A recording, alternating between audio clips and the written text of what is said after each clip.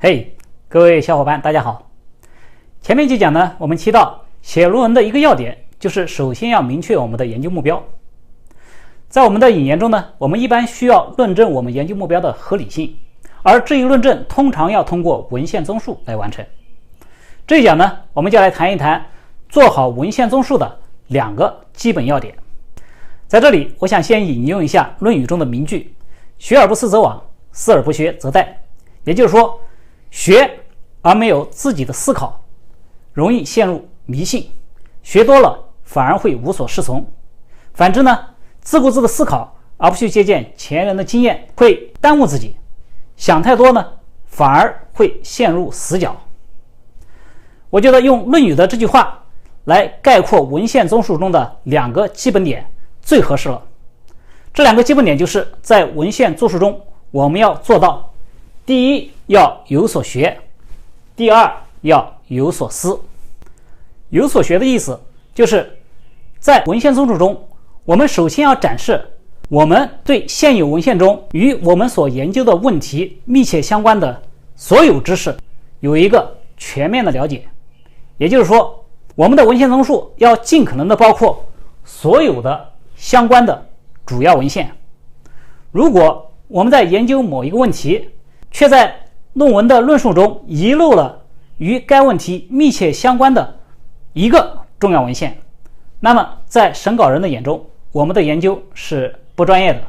我们没有做好我们的 homework， 我们的研究没有建立在一个好的基础上。我们包括的文献首先要全，其次要新，也就是说尽可能的包括新近发表的相关文章。此外呢，还要客观，也就是说不仅要包括与我们自己观点相符的文章，也要包括与自己观点不相符的文章。不能为了论证自己的观点而对与自己观点不符的文章视而不见，采取一种逃避的态度。这个呢，就是文献综述的第一个基本点，有所学。这一点呢，我想大多数的作者都不难做到，但是仅仅做到有所学是不够的，我们还应该做到第二个基本点，也就是有所思。如果我们仅仅做到有所学而没有加上自己的思考，那么我们实际上是在复述别人的观点，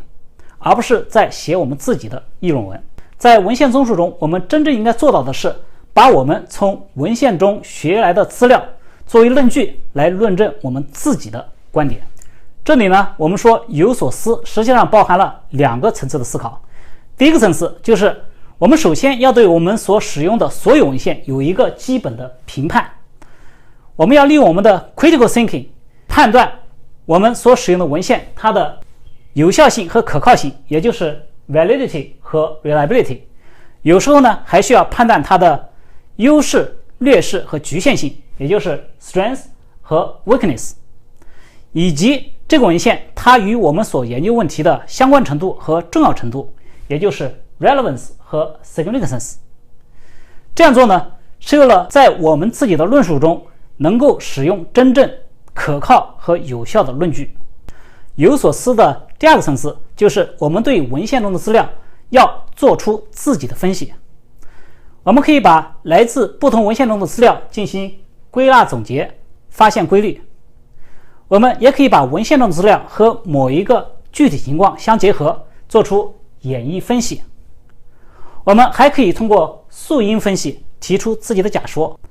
我们可以通过找出不同文献资料中的共同点，发现规律，也可以通过比较不同文献资料中的不同点，发现关键因子。把所有的文献资料放在一起，我们还可以找出研究的 gap， 从而发现研究机会。关于对于文献资料的不同的分析方法，我们以后有机会再详谈。最后呢，我想再引用另一位古人的名言。南宋的陆九渊说：“我著六经，六经著我。”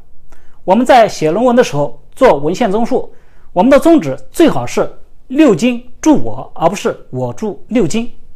因为我们写论文本质是要生产新的知识，所以我们写文献综述的时候，最好是让六经为我所用。也就是说，我们要利用现有的文献来为我们自己的研究来服务，而不是单纯的总结和解释现有的文献。阅读文献和写文献综述通常是一个漫长而艰难的过程。下讲呢，我们会来讲一讲阅读文献的2个阶段和每个阶段应该使用的不同的方法。谢谢大家。